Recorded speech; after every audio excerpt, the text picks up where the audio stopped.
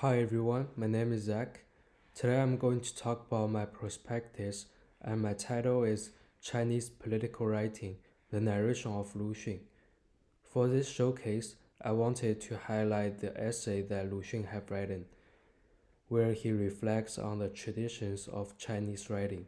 His essay were collected in an anthology and highlight how the literary traditions in China's past was represented.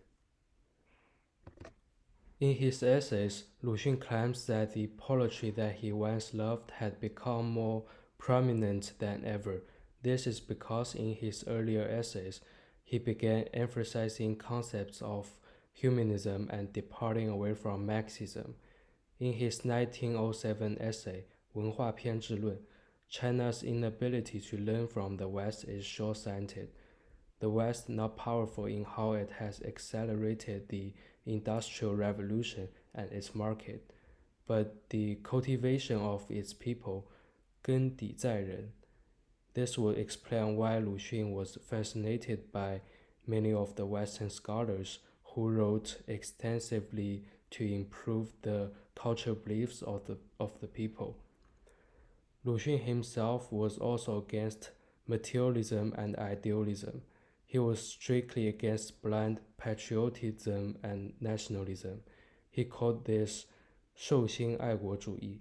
He also advocated for borrowing ideas from other countries that could be beneficial for China, or 拿来主义.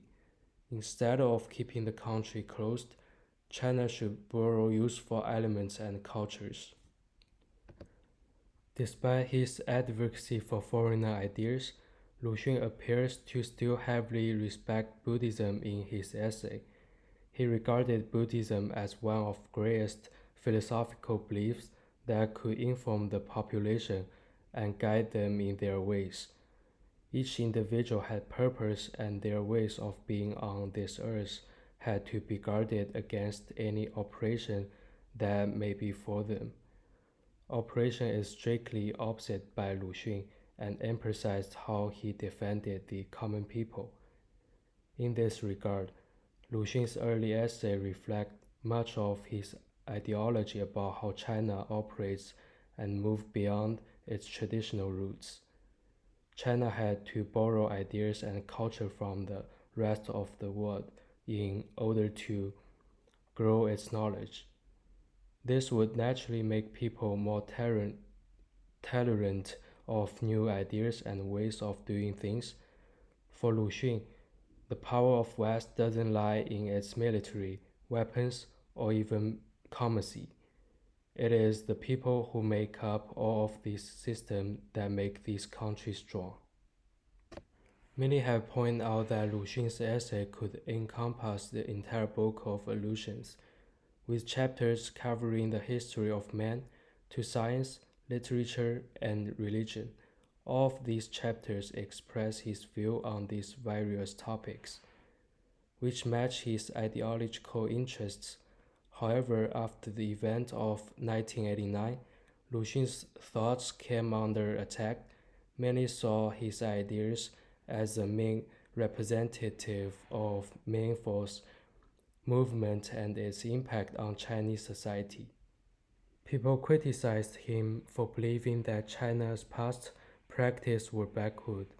However, it is important to recognize that Chinese culture is very complex and not very simply aligned with the traditions of the past. These traditions, which are considered ancient, come from a time when the world was very different.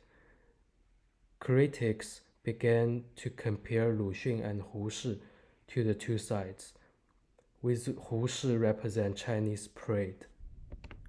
In other essay, Lu Xun emphasized his desire to preserve what was good in Chinese culture rather than eliminate it.